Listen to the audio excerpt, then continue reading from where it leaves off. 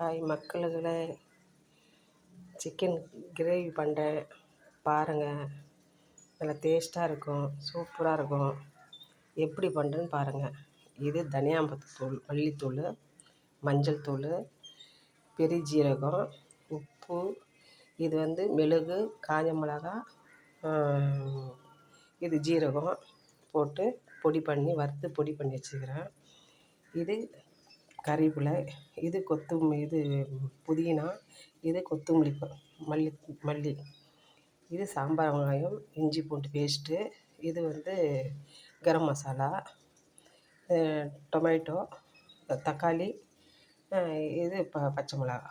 சரிங்களா? எல்லாம் போட்டு ரெடி பண்ணி வச்சுக்கிறேன். அது எப்படி செய்கிறேன்னு பாருங்கள். செஞ்சுட்டு பார்த்துட்டு சாப்பிட்டுட்டு சொல்லுங்கள். நல்லாயிருக்கும். சரிங்களா? டேஸ்ட்டாக இருக்கும்.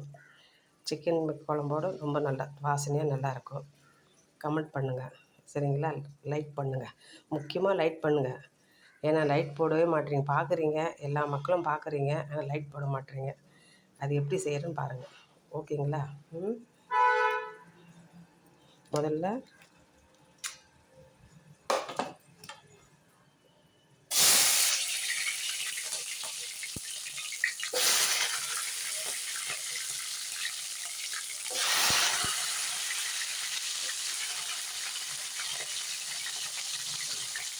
நல்லா சாம்பார் வெங்காயம் போட்டு எண்ணெயில் போட்டு நல்லா வதக்கிடுங்க. அதுக்கப்புறம் உப்பு, தேவையில்ல உப்பு போட்டுங்க. சரிங்களா? தேவையில்ல உப்பு போட்டுங்க. மஞ்சாத்தூள் போட்டுங்க. அப்புறம் நல்லா வதக்குங்க. நல்லா வதக்குங்க.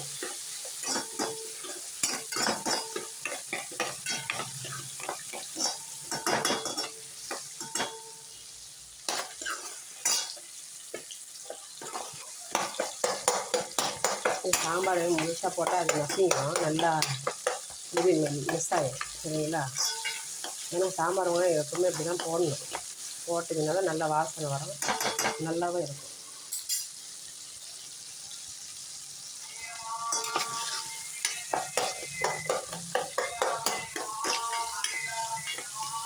நல்லா வதங்கட்டும். எப்படி இருக்குங்க கலர் பார்த்தீங்களா? எப்படி இருக்குங்க?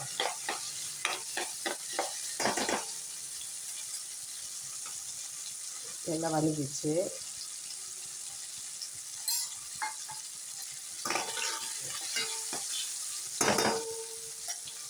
இப்போ தக்காளி போட்டுருவோம். தக்காளி